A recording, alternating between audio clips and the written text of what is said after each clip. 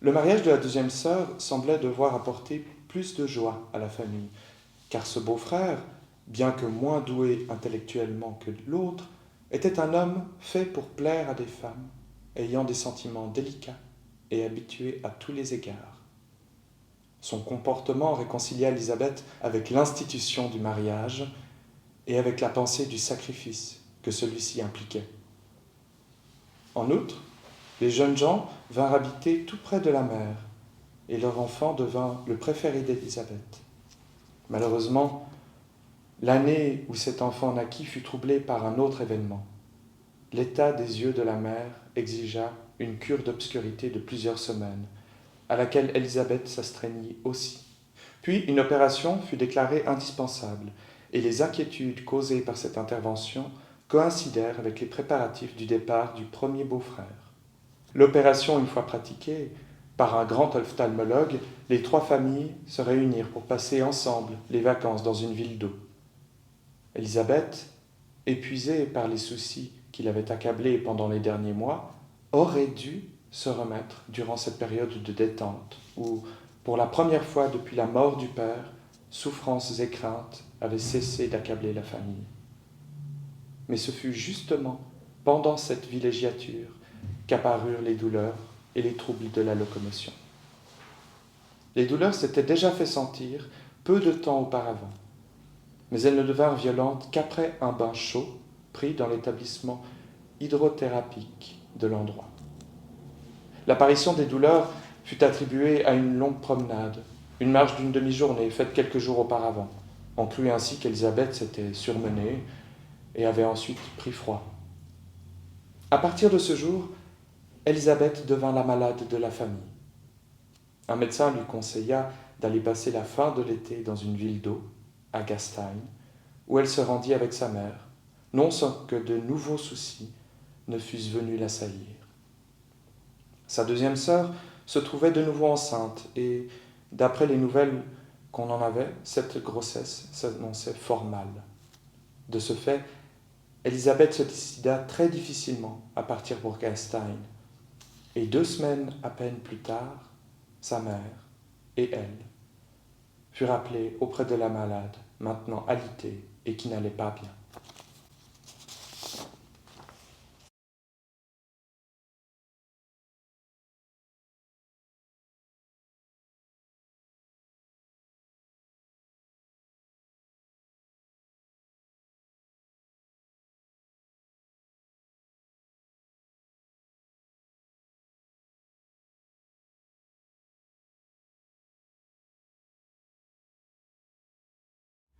Mais j'avais été déjà interpellé par sa façon de dire. C'est ce qu'il appelle les couches, enfin, ce qui apparaît en anglais, ce qui apparaît comme les couches d'oignon, n'est-ce pas?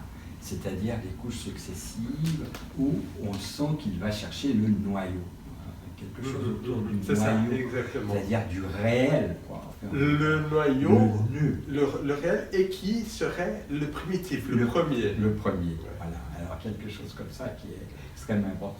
Et alors, à l'occasion, j'ai été frappé par cette métaphore de l'oignon, d'une part, et puis il y a dans d'autres parties, mais je n'ai pas pris le texte, d'autres parties, où il y a, surtout au début, l'oignon vient après. C'est ça qui m'a intéressé. L'oignon va venir après comme métaphore. Au début, il parle de surface et de profondeur. Comme si... il disait, alors en anglais il dit qu'il va chercher deeper, qui va chercher encore plus profond. Alors et puis là on se dit, ben tiens c'est curieux, on comprend qu'au départ, au début, il y a quelque chose autour de ce que Jung va appeler la psychologie des profondeurs. En fait. Et puis après, il y a pareil, on a l'impression de couche, que c'est une archéologie, en fait. D'ailleurs, il parle d'une ville enterrée, des strates, d'une ville enterrée, qu'il faut aller déterrer, etc.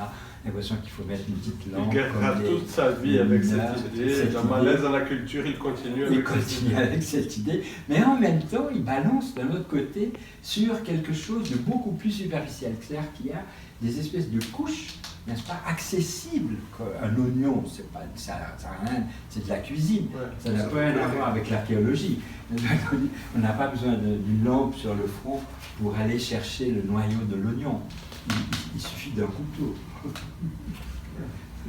Donc, ce que je voulais dire, c'est qu'on voit là une espèce de bascule entre ce que j'allierais une espèce d'abus autour de la psychologie des profondeurs, qui aurait quelque chose dans le fond à aller chercher, et une autre perspective qui est d'ailleurs beaucoup plus proche de la position lacanienne, en fait, c'est-à-dire beaucoup plus disons que les choses se trouvent à la surface, qu'il n'y a rien à aller chercher au fond, mais ça se trouverait plutôt à la surface. Et il y a ça j'ai trouvé fascinant. On est en 1892, hein, c'est 1795. Donc, comme si, à la fois, il y a tout en germe, presque une théorie de toute l'histoire de la psychanalyse. De toute l'histoire de la psychanalyse.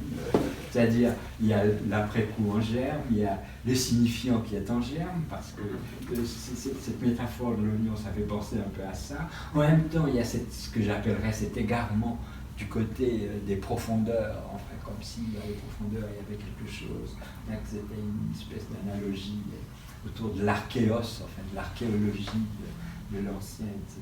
Voilà, c'est ça qui m'a... Mais il dit, au début, il parle du sens caché. Oui.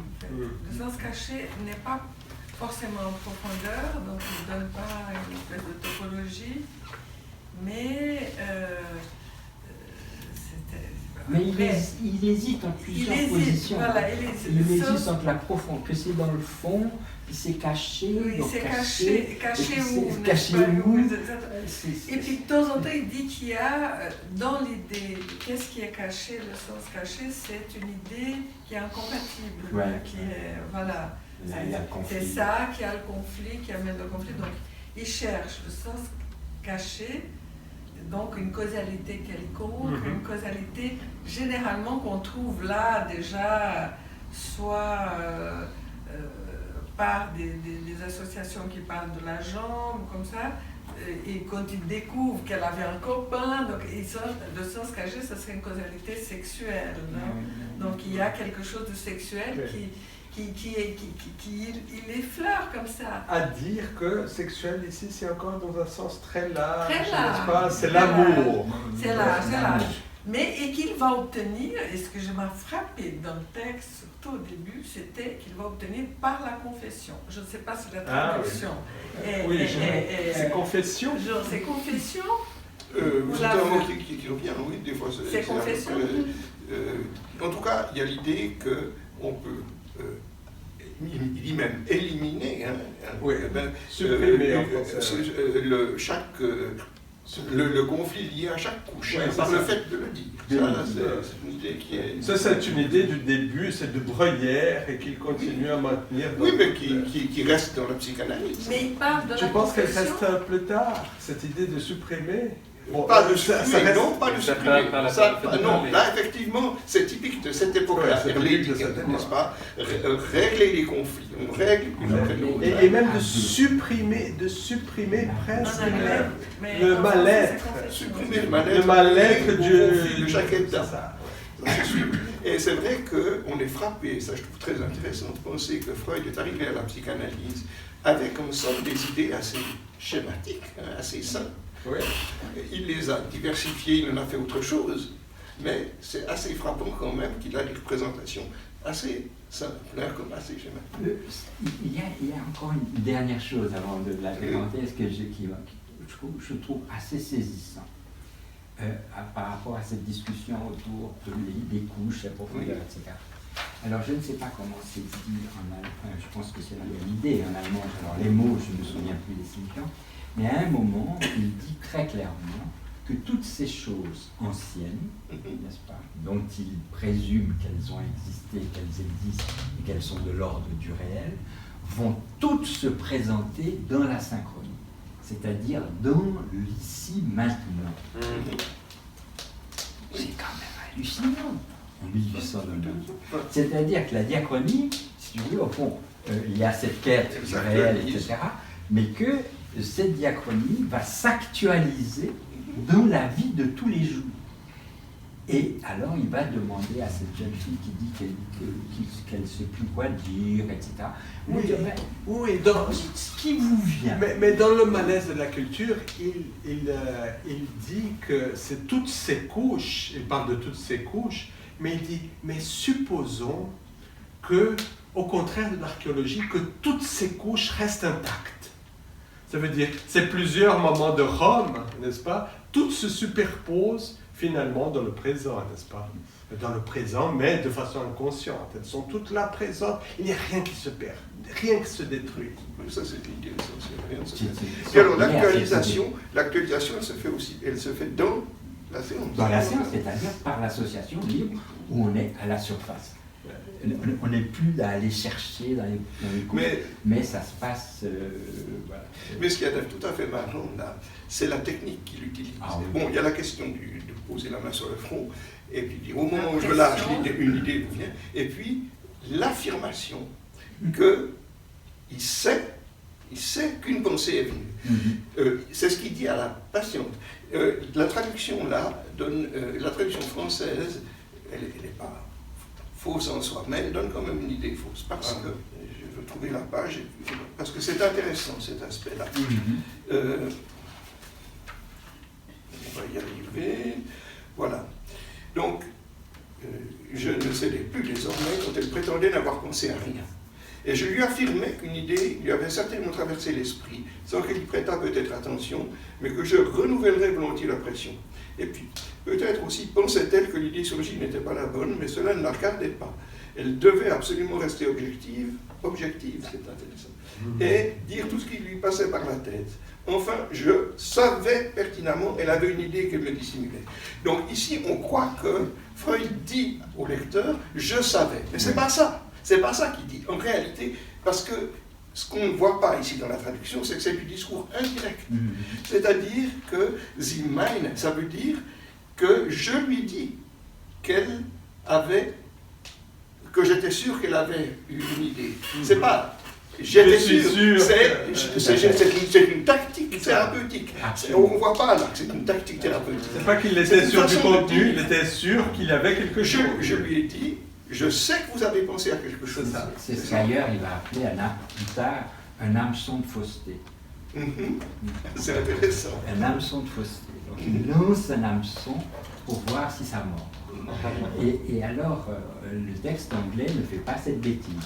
Pas cette bêtise, pardonnez-moi.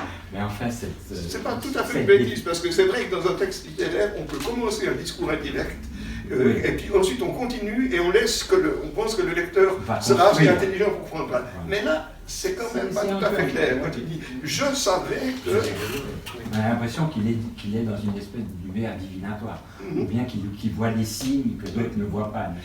Quand on dit le cinglé, là… Lui, il n'a pas besoin de savoir, il n'a pas besoin lui d'être sûr qu'elle… C'est juste une chose qu'il lui dit. C'est un hameçon. Voilà. C'est comme une interprétation d'essai, on balance une interprétation, on regarde ce que le patient… Exactement, un hameçon de fausseté, il appelle ça. Je ne sais plus dans quel texte. Moi, ce qui m'a frappé en revenant sur le sens caché, alors c'est plutôt mon côté littéraire que je suis ni psychiatre ni psychologue, c'est que quand il dit, il reprend la citation de Goethe en citant Marguerite qui se méfie de Méphistophélès. Et ça, c'est extraordinaire. Donc ça serait lui, Méphistophélès, et Marguerite, la patiente, qui se méfie de son… C'est incroyable. Oui, c'est tout à fait vrai. Mais je voulais revenir sur la question de la confession, parce qu'il dit que la méthode, il dit un tel succès thérapeutique de la confession, il est. Donc, la méthode, c'est la confession, et ça donne un résultat, un succès thérapeutique. Alors, je ne sais pas, en allemand, c'est confession et les signes mais oui, parce que là, il est vraiment encore dans la méthode cathartique, donc il croit qu'en parlant, ça suffit. C'est au tout début. Et surtout en parlant de ce qui a été oublié, de ce qui a été… Et puis il parle plusieurs fois de cette histoire de confession, bien sûr, ça n'a pas tombé dans l'oreille d'autres, parce que la confession, ça me parle dans le sens de la religion et qu'on utilisait dans la religion catholique aussi pour avoir un certain succès thérapeutique dans le sens que l'absolution, donc la personne sortait légère de confessionnal, en priant 3 Ave Maria et un Notre Père, etc. Voilà, et voilà. Mais s'il y avait déjà un succès thérapeutique de la confession, donc l'Église catholique savait ça. Et pourquoi lui, il utilise ce terme? Est-ce qu'il utilise ce terme en allemand ou... Parce que l'aveu, ça fait plutôt policier. Alors, même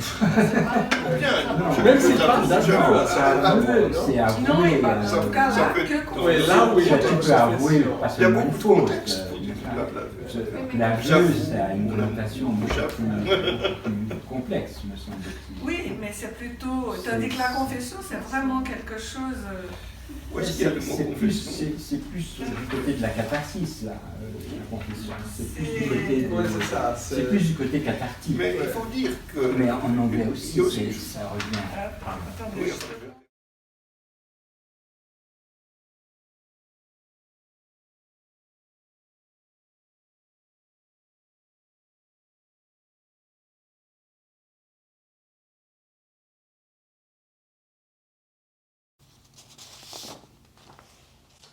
Je décidai donc de demander directement au conscient élargi de la malade à quelle impression psychique était liée la première apparition des douleurs. Il fallait pour cela plonger la malade dans l'état hypnotique, mais malheureusement je fus forcé de reconnaître que le procédé utilisé à cet effet ne parvenait pas à mettre la patiente dans un état différent de celui où elle m'avait fait sa confession. Je dus me tenir pour satisfait de ne pas l'entendre dire cette fois d'un air triomphant « Vous voyez, je ne dors pas, il n'y a pas moyen de m'hypnotiser !» Dans mon embarras, l'idée me vint d'utiliser le procédé par pression sur la tête, que j'ai exposé en détail dans une précédente observation, celle de Miss Lucie. Je le pratiquais en recommandant expressément à la malade de me faire part de tout ce qui surgirait devant son regard intérieur ou dans son esprit. Elle resta longtemps muette et reconnut ensuite, lorsque j'insistais, qu'elle avait pensé à une soirée où un jeune homme l'avait raccompagnée chez elle, à la conversation qu'ils avaient eue, à l'impression ressentie en retournant au chevet de son père malade. En faisant pour la première fois mention de ce jeune homme, elle m'ouvrait un nouveau champ d'investigation que je ne pus défricher que peu à peu. Il s'agissait là d'un secret dont nul, sauf une amie commune, n'avait eu vent, non plus que les espoirs qu'elle nourrissait à ce sujet. La famille de ce garçon, ami DR depuis longtemps, habitait près de leur ancienne demeure, et le jeune homme, orphelin, s'était attaché avec beaucoup de dévouement au père d'Élisabeth, se laissait guider par lui dans sa carrière, et avait étendu aux femmes de la famille son affection pour le père.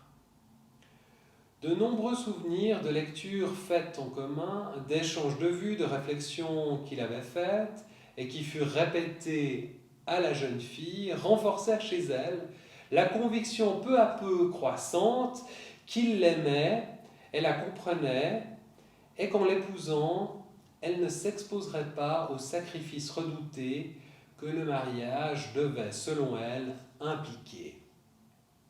Malheureusement, il n'était son aîné que de peu d'années et se trouvait encore fort loin d'avoir une situation indépendante. Mais elle était bien décidée à l'attendre. La grave maladie du père et les exigences de son rôle d'infirmière fit que leurs relations s'espacèrent de plus en plus. C'est au cours de la soirée dont elle se souvint en premier lieu que son sentiment atteignit un point culminant, mais il ne s'était pas expliqué encore. Ce jour-là, elle s'était laissée convaincre par les siens et par son père lui-même de quitter la chambre du malade pour se rendre à cette réunion où elle pouvait s'attendre à le rencontrer. Elle voulait se dépêcher de rentrer, mais on l'obligea à rester et elle céda quand il lui promit de la raccompagner. Elle ne s'était jamais sentie aussi attirée vers lui que durant le chemin du retour. Mais quand, en plein ravissement, elle rentra tard à la maison, elle trouva que l'état de son père s'était aggravé et se fit les plus amers reproches d'avoir consacré tant de temps à ses propres plaisirs. Ce fut la dernière fois qu'elle abandonna pour toute une soirée son père malade. Elle ne revit plus que rarement cet ami. Après la mort du père, il parut se tenir éloigné par respect pour la douleur de la jeune fille, puis le sort l'entraîna vers d'autres voies. Elle dut s'habituer à reconnaître que l'intérêt dont il avait fait preuve à son égard avait été étouffé par d'autres sentiments et qu'il était perdu pour elle. Cet échec de son premier amour la faisait encore souffrir chaque fois qu'elle y repensait.